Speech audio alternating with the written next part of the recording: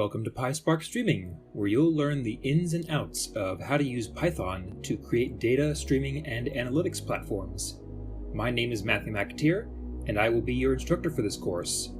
I've been coding with Python since middle school, studied at Brown University, and I've done data science in multiple companies and labs.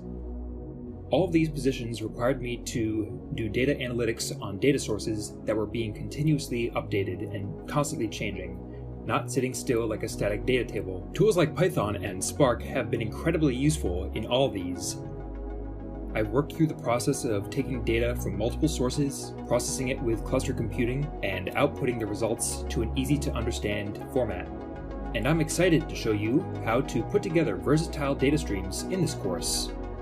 We'll start with the foundations of PySpark Streaming, as well as an example application, and move to a practical demo of the basics of making data streaming applications.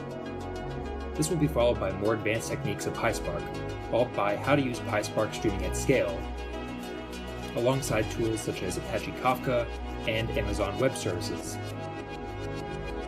Finally, we'll go into some of the new features of Spark Streaming, such as using structured streaming for continuously updated applications.